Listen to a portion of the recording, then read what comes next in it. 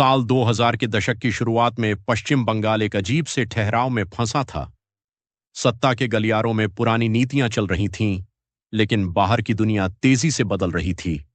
राज्य एक ऐसे चौराहे पर खड़ा था जहां उसे एक नई दिशा की सख्त जरूरत थी। इसी मोड़ पर सत्ता का हस्तांतरण हुआ। ज्योति बसु के लंबे शासन के बाद लाल झंडे की कमान बुद्धदेव भट्टाचार्य के हाथों में आई। उनका व्यक्तित्व किसी भी आम राजनेता के खांचे में फिट नहीं बैठता था। वे एक कवि थे, नाटककार थे, और उन्होंने गैब्रियल गार्सिया मार्केज के साहित्य का बंगाली में अनुवाद किया था। मुख्यमंत्री बनने के बाद भी वे जीवन भर अपने उसी साधारण 2 कमरों के फ्लैट में रहे। अपनी इस सादगी के बीच उन्होंने एक ऐसी बात कही जिसने उनकी अपनी पार्टी के दशकों पुराने इतिहास को चुनौती दे दी। उन्होंने खुद को पूंजीवाद से समझौता करने वाला कम्युनिस्ट घोषित कर दिया। एक मार्क्सवादी सिद्धांतकार होने के बावजूद उन्हें यह एहसास हो चुका था कि केवल विचारधारा के गौरवगान से 21वीं सदी के शिक्षित युवाओं की आकांक्षाएं पूरी नहीं की जा सकती। सालों तक वामपंथी मोर्चे की सबसे बड़ी उपलब्धि उनके भूमि सुधार थे। उन्होंने लाखों खेतीहर मजदूरों को मालिक बनाया और इसी जमीनी पकड़ के दम पर वे राज्य में अजेय बने रहे। लेकिन 90 के दशक के अंत तक बंगाल की खेती अपनी अधिकतम क्षमता पर पहुंच चुकी थी। कृषि उत्पादन स्थिर हो गया था, जबकि रोजगार की तलाश में भटक रहे शिक्षित युवाओं की संख्या तेजी से बढ़ रही थी। बुद्धदेव ने चीन और वियतनाम के आर्थिक प्रयोगों को गौर से देखा था। उन्होंने समझा कि कैसे उन देशों ने अपनी सामाजिक पहचान बनाए रखते हुए बाजार और आधुनिक तकनीक के लिए दरवाजे खोले थे। वामपंथ के अस्तित्व को बचाने के लिए बुद्धदेव ने उसी औद्योगिक निवेश को गले लगाने का रास्ता चुना जिसका उनकी पार्टी ने दशकों तक डटकर विरोध किया था। उन्होंने पश्चिम बंगाल को निवेश के लिए तैयार एक आधुनिक राज्य के रूप में पेश करना शुरू किया। आईटी और मैन्युफैक्चरिंग सेक्टर को आकर्षित करने के इस अभियान ने ब्रांड बुद्धा की छवि को जन्म दिया। फिर आया उनका सबसे बड़ा राजनीतिक मास्टर स्ट्रोक। उन्होंने भारत के सबसे प्रतिष्ठित उद्योगपति रतन टाटा को बंगाल आमंत्रित किया। दुनिया की सबसे सस्ती कार बनाने के लिए सिंगूर में प्रस्तावित टाटा नैनो का प्लांट हजारों सीधे रोजगार और सैकड़ों सहायक उद्योगों का एक पूरा औद्योगिक तंत्र लेकर आने वाला था। इसके बाद निवेश की झड़ी लग गई। सालबोनी में स्टील प्लांट और नयाचार में विशाल केमिकल हब जैसे मेगा प्रोजेक्ट्स की तैयारी शुरू हो गई। उस दौर में ऐसा महसूस हो रहा था कि पश्चिम बंगाल अपनी पुरानी छवि को पीछे छोड़कर एक अभूतपूर्व औद्योगिक पुनर्जागरण की ओर बढ़ रहा है।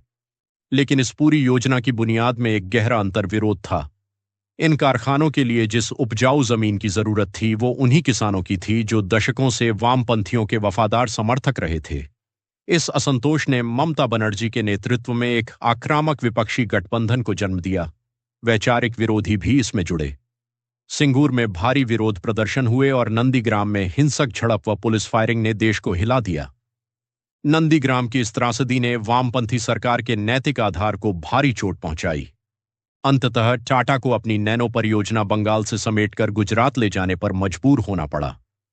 इस राजनीतिक विस्फोट का असर 2011 के विधानसभा चुनावों में दिखा, जिसने पश्चिम बंगाल में वामपंथी मोर्चे के 34 साल के अजेय शासन को ढा दिया।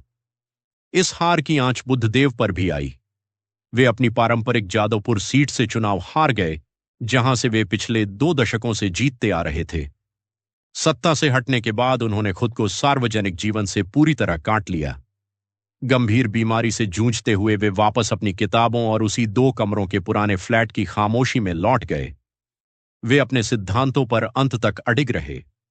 साल 2022 में जब भारत सरकार ने उन्हें पद्म भूषण देने का फैसला किया, तो उन्होंने इसे यह कहते हुए ठुकरा दिया कि उन्हें इस बारे में पहले सूचित नहीं किया गया था। बुद्धदेव भट्टाचार्य की कहानी एक ऐसी राजनीतिक हस्ती की कहानी है जिसने अपने राज्य को एक आर्थिक संकट से उबारने की कोशिश की, लेकिन उसी कोशिश के दौरान पैदा हुए सामाजिक टकराव ने उनकी सत्ता को हमेशा के लिए खत्म कर दिया। अगस्त 2024 में जब उनका निधन हुआ तो कोलकाता की सड़कों पर उमड़ा जनसैलाब गवाह था कि लोगों के मन में उनके प्रति सम्मान आज भी बरकरार है। इतिहास उन्हें कैसे याद रखेगा? सिंगूर की विफलता के लिए या उस विजन के लिए जिसने बंगाल को एक आधुनिक औद्योगिक राज्य बनाने का सपना देखा था? कड़वी हकीकत यह है कि आज भी बंगाल उसी रोजगार और उद्योगों की तलाश में है जिसकी नींव बुद्धदेव भट्टाचार्य ने रखने की कोशिश की थी। वे आधुनिक भारतीय राजनीति के एक ट्रैजिक हीरो थे जिन्होंने अपनी विचारधारा की सीमाओं को तोड़कर भविष्य देखने की कोशिश की। तो यह थी महान हस्ती का नाम की अनकही दास्तान। उम्मीद है कि आपको यह वीडियो पसंद आया होगा। इतिहास की ऐसी ही और भी दिलचस्प कहानियों और महापुरुषों की जीवनियों के लिए बायो लेजेंड्स परिवार का हिस्सा बने और चैनल को सब्सक्राइब करना न भूलें। वीडियो को लाइक और शेयर करें। चलिए मिलते हैं एक और नई कहानी के साथ। अपना ख्याल रखें। शुक्रिया।